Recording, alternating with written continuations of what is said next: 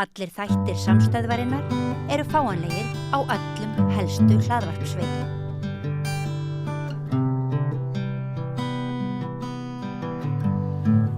Já, komið sæl. Salvör Nordal komið til mín hérna að Rauðaborðinu. Ertu velkomin? Takk fyrir. Þú ert umboðsmaður barna. Já.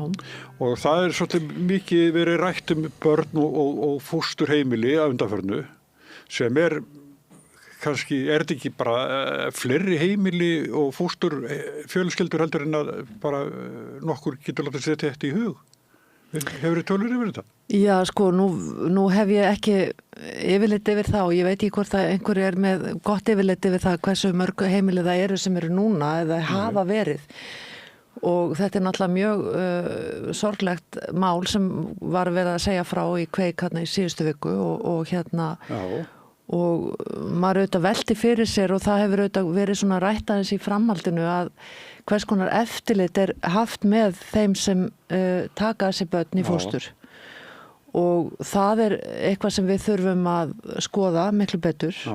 Og það hafa svona komið upp tölur frá félagi fósturforeldra að þau segja að það séu sum sveitarfélög sem ná til dæmis ekki að vera með virkt eftirlit. Já. Og það auðvitað mjög bagalegt. Já. Vegna þess að við erum auðvitað að senda börn í fóstur sem þurfa á kærleiksleiku heimili að halda. Já. Og við treystum fólki fyrir uppvexti þeirra og það auðvitað mjög mikilvægt að það sé virkt og gott eftirlit með því starfi. Já. En þetta sko, ég þekki Breiðavíkummálið mjög vel. Ég var nú ritstjóri á DV sem byrjaði með þetta mál og tölum við fjölda fólks og þá hélt maður einhvern veginn að það væri bara, Kumbarófur og sem var á þessum sama tíma, að þessi væri bara lokið. En síðan kemur hvert máli eftir öðru.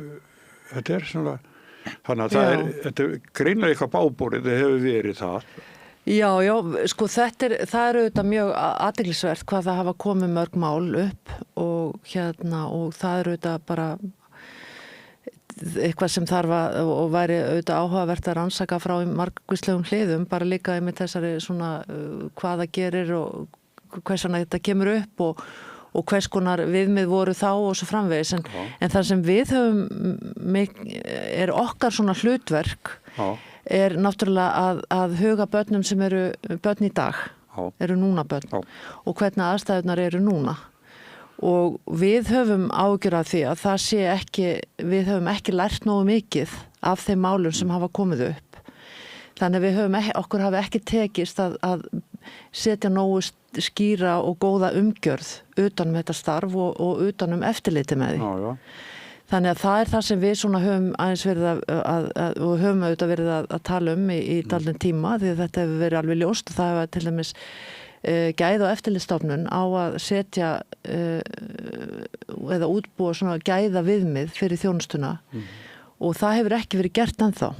Og það auðvitað mjög bagalegt vegna þess að auðvitað þegar við erum að skoða það hvort að eitthvað hvernig einhver þjónusta á að vera og hvort að hún standist væntingar og svo framvegis, það hljótum við að þurfa að vera með einhver viðmið, hvað sem þau þurfa að gera og það mjög slæmt að gæða- og eftirlitsstofnun sem ber lögum samkvæmt að vera með svona þetta ytra eftirlit að hún hafi ekki sett þessi viðmið. Þið hafi getið lögsögur, þið getið ekki komið inn á heimili og... Nei, við höfum í sjálfu sér ekki, við gerum það ekki nema við höfum auðvitað förum inn á kannski, höfum auðvitað skoða stuðla og ýmis heimili, ég segi það ekki, en svo auðvitað umboðsmaður Alþingis sem gerir svokölluð OPCAT úttektir og það út frá svona alþjóðlegum stöðlum og þau hafa náttúrulega, eða það embætti hefur náttúrulega verið að gera allskyns skýrslur og athugasemdir í gegnum tíðina. Við bæði opinber heimili eins og stuðla og síðan voru gefnar skýrslur ekki síðasta sumarið þar áður Klettabæ og Vinakot og það komu fram þar í margvíslegar ábendingar. Og til dæmis eins og í skýrslunum sem kom stuðla fyrir í fyrra, þá var það skýrsla sem sagt, þau höfðu gert áður skýrsla með minnir 3 árum fyrr og þá voru að koma sömu athugasemdirnar í sömu tilvikum og þá kannski var það meðal annars skortur á því að ráðuneyti hefði sett út reglugerð eða sett reglugerðir sem ráðuneytinu bara gera og svo framvegis. Þannig að við erum sko það er svolítið það er mjög bagalegt og ég satt að segja velti því oft fyrir mér sko í þessu starfi sem ég er í núna og þegar maður er að fylgjast með þessu að við erum að gera, það er verið að gera alls konar úttektir og við erum að senda skýrslur til mannréttinda nefnda og svo framvegis og við erum að fá athugasemdir og bæði utan úr heimi og bara frá eftirlitsaðilum hér og svo veltir maður fyrir sig hvað verður þessar athugasemdir og hvers vegna erum við kannski að fá ítrekaðar athugasemdir sem sagt skýrslu eftir skýrslu kannski með nokkra ára millibili akkur tekst okkur ekki að laga eða bæta þjónustuna í mill eða og þann ramma sem okkur ber opinberum aðilum ber að gera og það er svona mikið umhugsunarefni finnst mér. Já, það lítur að vera og sérstaklega þannig er náttúrulega að vera fjallum mjög viðkvæman hóp. Þetta er gríðarlega viðkvæmur hóp. Náttúrulega börn sem eru vistuð utan heimilis eru náttúrulega í gríðarlega viðkvæmri stöðu. Og oft eru þau náttúrulega bara lítil, ég meina, ég var ekki verið að tala bakkakot niður í 9 ára aldur eða hvað það var sko og náttúrulega þegar verið að senda börn í fóstur þá geta þau verið mjög ung þannig að þau eru náttúrulega gríðarlega viðkvæmri stöðu, þetta er náttúrulega bara eitt viðkvæmasti hópurinn. Já, það er nú bara nýlegt sko sannanir fyrir því að þeir sem voru á vöggustofu sko, sem kornabörn að þau búa því áfram.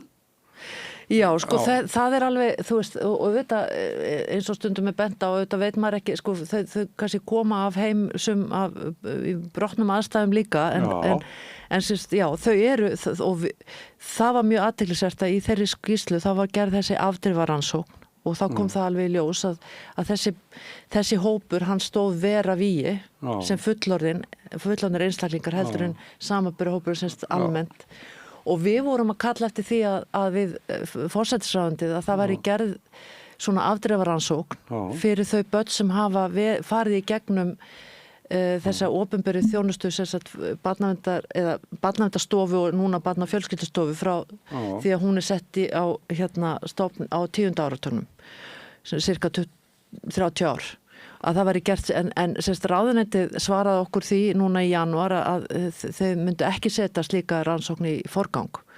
En mér finnst það vera mjög brýnt að gera svona rannsókn og nú er náttúrulega verið að tala um að rannsaka það sem gerist á Bakkakoti, en það er ekki síður mikilvægt að skoða nær í tíma og það sem við erum að gera núna, sko stenst það væntingar okkar.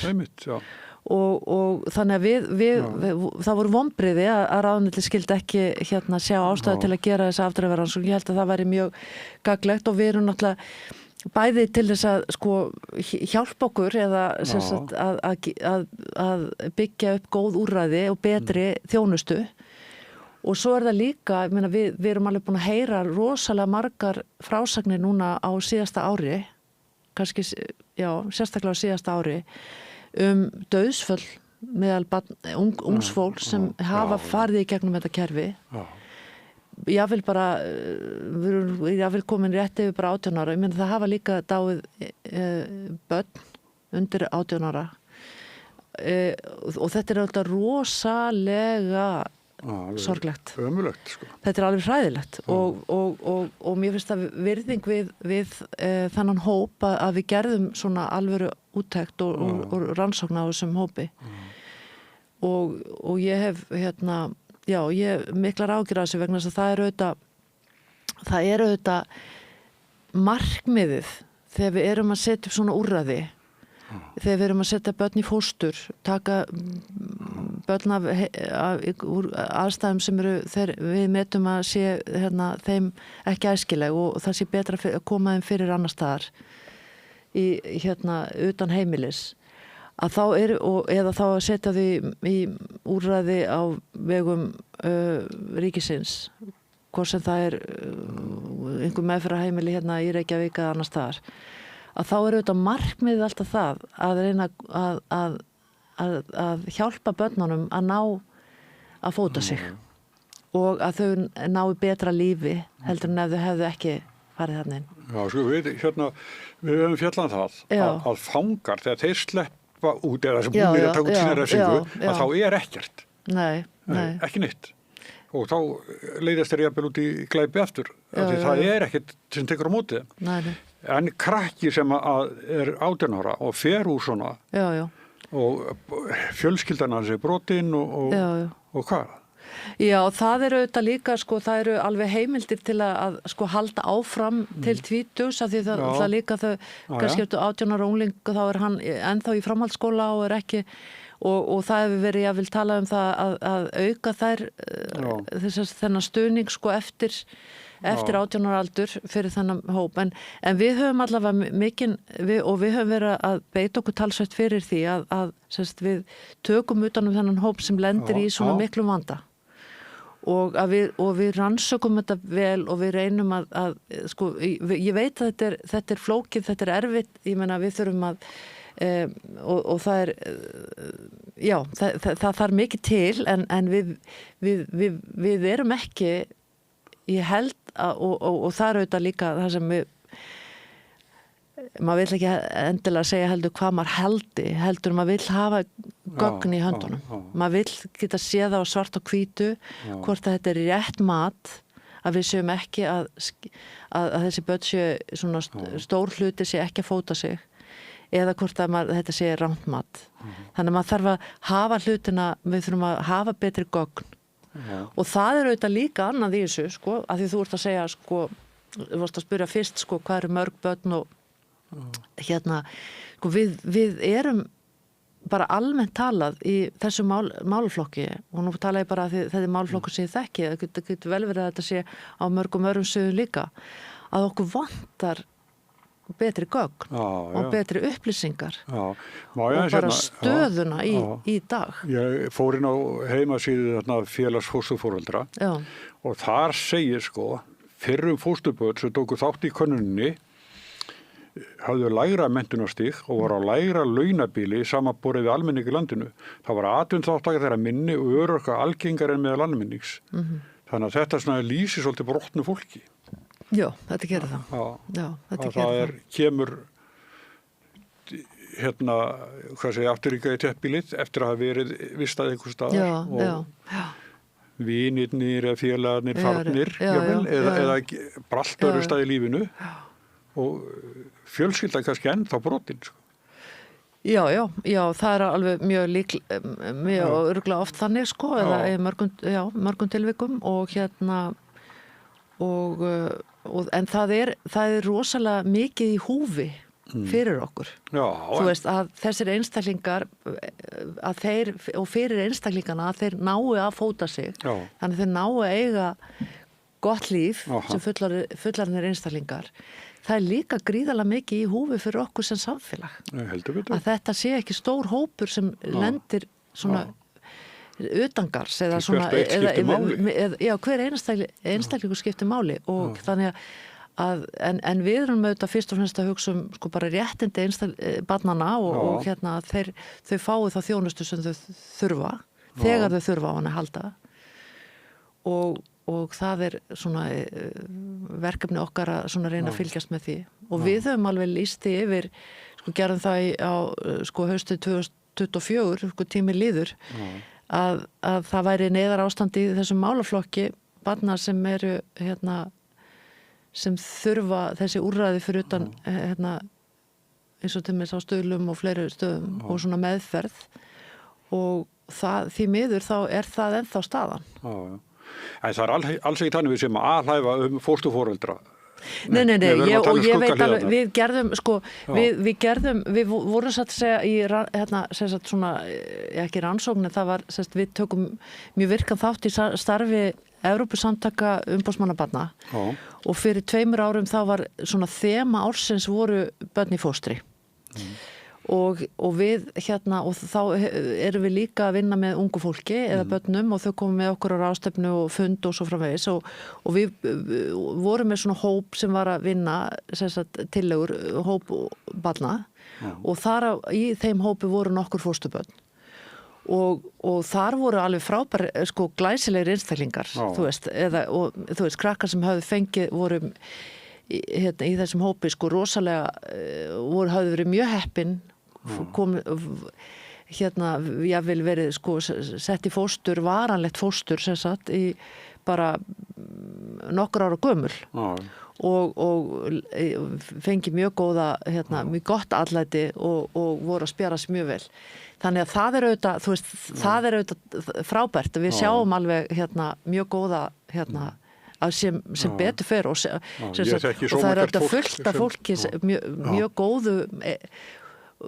góðu fólki sem tekur að sér að vera fósturforeldrar. Ég þekki sómakær hjón sem eru með svona og mér veist stundum að ég tala þetta svona opinberlega að þá verðum við að gæta þess að það náttúrulega kannski meiri hluti sem bara í góðu lagi. Já, algjörlega.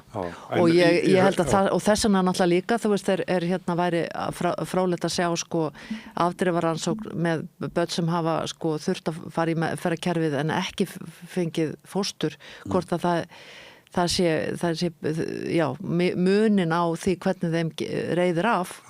Þú veist, þetta svona rannsókn á þessu, en ég alveg klára því að það inn í þessum hópi eru frábært fólk og vinna alveg frábæra vinnu sem og í sumum tilvikum náttúrulega leiðir það til ættleiðingar. Þú veist, þannig að þau taka börnin alveg að sér. Þannig að til lífsins eða sem sagt til lífstíðar þannig að og það bara mjög falleg mjög mikið af fallegum sögum og það má heldur ekki gleyma því þegar við erum að tala þessi vistheimili og að það eru margir sem hafa farið í gegnum þessi vistheimili í gegnum tíðina og ég þekki alveg einstaklingar sem hafa gert það og spjara sig mjög vel og hafa tala mjög vel sína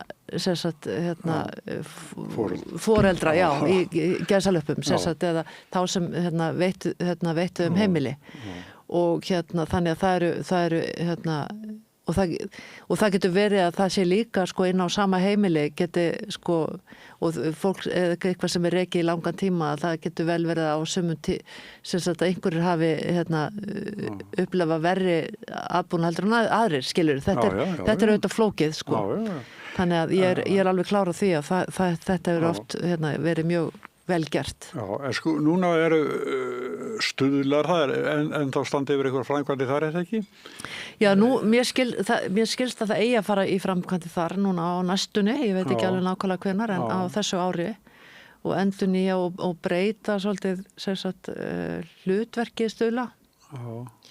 En þetta verður þá meira held í neyðavistun og minna meðferðar heimili. Og og það ég held að það sé mjög brýnt að endurnýja þar og laga sko. Já, þetta var hörmulegt að ungur drengur hafi það hörmulegt sko. Í eldsvoða Já, það var og það náttúrulega eftir almennilega að laga það frá þeim eldsvoða, það auðvitað alveg hörmulegt og það sem líka við höfum eða það líka áhyggjuefni hvað það hefur tekið langan tíma að rannsaka þann bruna. Það ekki ennþá komin niðurstaða lögreglurannsóknar sem sko getur ekki verið mál sem að þarf að dragast í langan tíma. Já, sko, allavega maður svona furðar sig á því akkur þetta hefur tekið svona langan tíma. Og þannig að maður bíður auðvitað eftir niðurstöðu þess eða þeirra rannsóknar þannig að þannig að það er ýmislegt sem hefur gerst sem hefur verið mjög bara voveiflegt. Já, einmitt. En svo sko framkvæmdendur í Gunnarsholti að verði svona drengjaheimili þar. Það hlýtur að vera jákvætt skref. Já, það er auðvitað jákvætt skref. Sko, málið er það að þetta er auðvitað ekki nýtt úrræði. Þetta er Lækjabakki sem var þarna í nágrenninu. Já. Lækjabakki var lokað fyrir, að það er að verða 2 ár núna í mars, síðan því var lokað. Og það hefur tekið 2 ár að finna þeirri starfsemi annan stað. Og mér skilst að þetta eigi að heita sko Lækjabakki á Gunnarsholti. Þannig að þetta ber áfram svona gamla nafnið þó að þetta sé ekki lengur á Lækjabakka. Og þannig að það er náttúrulega búið að taka alveg óhemju tíma að koma þessu á laggirnar. En við erum auðvitað mjög ánægð að það svona hilli í verklok þar. Við fórum og skoðum það núna í janúar og þetta lítur vel út og vonandi bara opnar það sem fyrst. En það verður ekki opnað fyrir en þá eru 2 ár fyrir en það eru 2 ár liðin frá því að og 2 ár og á meðan hefur ekkert verið svona langtíma úrræði fyrir drengi. Og það er langtíma úrræði fyrir stúlkur fyrir norðan og það hefur verið opinn það hefur ekki komið upp neinar sem betur fer nein vandræði þar með húsnæðið en og maður er náttúrulega þakklátur fyrir það en það hefur tekið langan tíma með drengi og þetta svona, það hefur auðvitað skapað mjög mikið álag að það skulle ekki hafa verið slíkt úrræði til staðar. Einhver ólánsamur 14 ára það frá 14 til 16 í einhver úrræðaleysi alveg ótrúlegu tími. Já, það er auðvitað bara þannig með börn og þetta erum við náttúrulega að hamra á bara bæði varðandi skorta úrræðum á þessum sviðum það að börn séu að láta bíða á alls konar bið eftir allskyns þjónustu. Þetta er náttúrulega rosalega vont fyrir börn, þú veist, að því að hver mánuður, hver dagur bara skiptir svo miklu máli. Og það er alveg dæmi það að börn að bíða bara mörg ára á einhverjum biðlistum og það er náttúrulega alveg skelfilegt. Hættur allt í kring Já, og það bara hefur alveg gríðarlega áhrif á þeirra skólagöngu og margt annað og þá náttúrulega líka svona félagslega þroska og svo margt sem fer úrskeiðis. Þannig að það er mjög alvarlegt að börn séu að bíða svona mikið og því miður þá erum við ekki að sjá miklar breytingar. Við erum reyndar núna að vinna nýjustu upplýsingar og við væntanlega verða það tilbúna núna seinna í febrúar. Við birtum 2 ára ári upplýsingar bið eftir þjónustu og við höfum ekki verið að sjá að þetta sé að lagast og sumum sviðum hefur þetta verið að versna. Þannig að við höfum miklar áhyggjur af þessu eins og þú bendir réttilega og þetta er bara það er bara miklu alvarlegra þegar börn bíða heldur en þegar fullorðnir bíða. Það er bara miklu alvarlegra. Þannig að við þurfum að gera þarna miklu betur. 2 ár ekki eins og bara eilítið. Já, og þetta er líka þú veist, þegar til dæmis það verður svona högt á skólagöngu barna að það getur verið mjög erfitt að vinna það upp og einhvern veginn að komast yfir það og það getur bara undið upp á sig og verði orðið svona meir og meiri vandi sem og það var auðvitað stefna og hefur verið stefna stjórnvalda að vera með þessast nefndtæku íhlutun en hún náttúrulega virkar ekkert nema að það séu til úrræðið þegar barnið þarf á að halda. Og þannig er örugglega margvíslegur vandi það í einhverjum tilvikum skortir fleiri sérfræðinga og það vantar meira fjármagn og alls konar og ég held að sé margs konar skýringar á þessu en þetta er eitt af því sem við þurfum að bregðast við og við þurfum að líka annað sem þessu tengist er náttúrulega líka það að það vantar meiri stuðning inn í skólana af sérfræðingum sem geta hjálpa til og gripi inn í þegar það kemur í ljós að börn að ströggla við einhvern vandaskilur þá.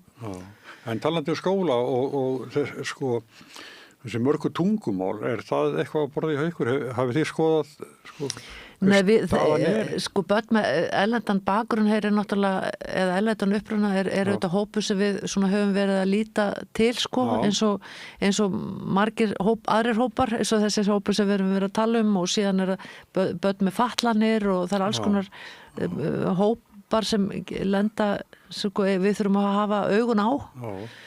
Og við þurfum að og það er náttúrulega verið að boða það að efla tungumálakennslu inn í skólanum þannig að þau geti fótað sig sem fyrst inn í íslensku skólakerfið eftir þau koma til landsins þannig að það er líka margar áskoranir þar eins og sagt er Svo heyrum við meira að segja raddir sem að segja að þau börn sé að tefja fyrir Íslendingum. Já, sko, þú veist, þau eru, já, sko, ef þau eru að tefja fyrir, ef það er orðað þannig, þá er það vegna þess að þau eru ekki að fá þann stuðning sem þau þurfa. Já. Og ég held að við, sko, við þurfum að huga að því hvernig við, hvers konar umhverfi við búum börnum. Þannig að við sem sagt, það er líka verið að tala um börn sem hafa kannski erfiðan hegðunarvanda og það er verið að segja að börnin eru erfið en þá er mjög mikilvægt að í skólanum sé hægt að búa þeim þær aðstæður þannig að ef þau missa stjórn á sér eða eitthvað þá farið það ekki úr böndunum. Þannig að það sé einhver sem kann að grípa inn í og getur róa barnið og veitir stuðning og þannig að ég held að við verðum að varast að tala um að börnin séu vandamálið því meina við þurfum að skapa þeim það umhverfi að þau nái að blómstra innan skólans. Það er svo dýrmætt sko. Að við sko þetta sem að fleiri og við þurfum á börnum að halda. Já, við þurfum á börnum að halda. Já, þannig að það er sko mesta verðmætið okkar bara þetta er kynslóð sem að Þetta er mesta verðmætið okkar og ég meina við og núna með sko minkandi fæðingatíðinni þá ættum við að hafa tök á að búa börnunum enn betri umgjörð heldur en áður þegar börnin voru miklu fleiri og fleiri á hverja fjölskyldu og svo framvegis. Þannig að við ættum að vera í stakk búin til þess að bara virkilega að gera eins og vel og bara hægt er fyrir börn.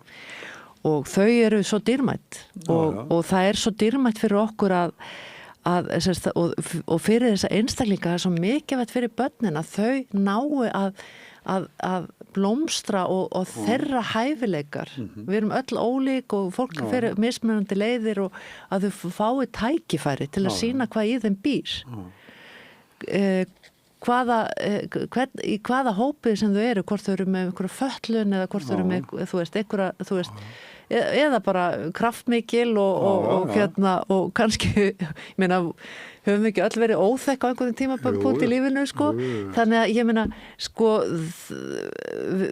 það er líka hluti af sko þroskaferli að bara að láta reyna á svona ramman sem maður vinnur eða mann er settur að reka sig á já og maður það bara svona svolítið að finna hvað maður getur og hvað er svona hvað maður má og hvað ekki sko og hvað er en ég meina ég held að við sko ættum að setja börn í algjöran forgang og ég skrifaði nú grein í Morgunblaðið og fjölmiðla hérna í haust sko með yfirskriftinni sko er Ísland barnvænt samfélag spurningamerki.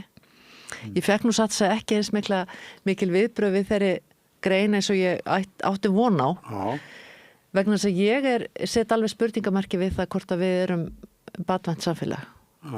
Þannig að við bara með við það sem ég sé og með við hvað það er stór hópur sem er að í ströggla og fóta sig ekki í því umhverfi sem við höfum búið börnum að þá leyfi ég mér að spyrja þessari spurninga vegna mér finnst bara við þurfum að horfast í augu við sjálf okkur og við þurfum að horfast í augu við staðreyndir og að svona stór hópur sé í vanda það er bara allt og stór hópur og við eigum að við ættum að geta búið börnum miklu betra samfélag.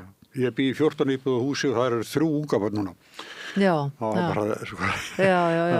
Frábært sko. Lífið. Herðu en Bugl, hvernig sko þar eru endalausi biðlistar eða ekki til að komast þar inn? Já, það hefur nú breyst reyndar frá því að við byrjum að skoða biðlistamál að þá hefur það breyst verulega mikið hjá Bugl. Ég veit ekki alveg nákvæmlega hvernig það er núna við höfum eftir en það hefur verið að batna. Þannig að þeir og við áttum fund með Bugl fyrir nokkur síðan og þá voru þeim að fara yfir það hvernig þau hefðu gert átak til að bregðast biðlistunum. Það sem við höfum svona verið að sko, eitt vandi í kerfinu og svona verið að ræða mjög mikið núna innan stjórnkerfisins og kemur aðeins inn á sko, frumvarpum í barnaverndarlög. Það bara þetta samspil milli félagsþjónustunnar og heilbrigðisþjónustunnar. Og það svolítið svona stundum togstreita þarna á milli. Þannig að það sem sagt, eða svona þessi kerfi eða þessar tvær, þetta svolítið eðlisólist, það þyrfti að vinna miklu betur saman.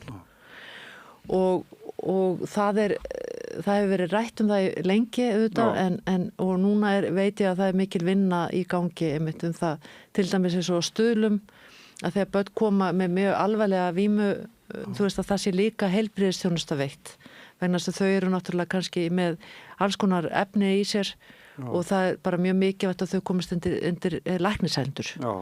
Þannig að það þarf að vera meiri svona samvinna þarna á milli og ég veit að það verið að vinna mikið í því og ég vona að við förum að sjá árangur af því. Já, en verkefnin eru ærin og endalaus? Þau eru ærin, þau eru mjög mikil. Og satt að segja, eru þau sko meiri, ég er núna búin að vera í þessu starfi yfir 8 ár og mér finnst þau meiri heldur en ég átti vona og og mér finnst ef eitthvað finnst mér staða þyngjast frá því þegar ég byrjaði. Og ég held líka að við höfum ekki, það svo margt sem við getum rætt en til dæmis eins og, ég meina COVID fór ekki vel með börn. Nei. Það fór illa með skólakerfið og þetta reyndi mikið á. Og og börn sem kannski voru í félagslega einangruð urðu kannski einangraðri í COVID, þannig að það ýmislegt sem hefur svona mætt á í þessu umhverfi barna á síðustu árum og svo bara svo alltaf að bætast eitthvað við sko. Þannig að ég eins og ég segi, það er ýmis þungmál í gangi eins og við bara vorum að sjá í síðustu viku og allir þessar umræðir sem hefur verið. Svo líka ábyggilega alltaf svona greiðari leið til að útvega sér fíkniefni. Já, einmitt. Við sjáum það sko, það svo mikið sagt að bara hér sé bara fullt af fíkniefnum. Já, það er bara svo margt sem að breytast í okkar umhverfi bara, þú veist, það bæði þetta, það alltaf aðgengi að fíkniefnum virðist vera mjög greitt, það líka aðgengi að börnum í gegnum þessar samfélagsmiðla og öll svo hætta sem að skapast þar og það bara, þú veist, það bara mjög margt sem þarf að skoða og við erum að sífellt að reyna svona að hafa augun á. Herðu, ég óskaði bara í gangi sem best í að nú að gera. Já, það alveg nóg. Takk fyrir. Takk fyrir, Salvör, og við höldum áfram eftir augnablik. Alþýðufélagið eigandi samstöðvarinnar. Markmið félagsins að auðga og bæta umræðu í samfélaginu. Allir geta gengið í Alþýðufélagið með því að skrá sig fyrir áskrift að samstöðinni. Samstöðin.is. Ég heiti Kristinn Sigmundsson og styð samstöðina. Samstöðin óháð sjónvarpsstöð sem fjallar þjóðfélagsmál á vandaðan og yfirvegaðan hátt. Ég skora á ykkur að styðja hana með því að gerast áskrifendur. Samstöðin ómissandi.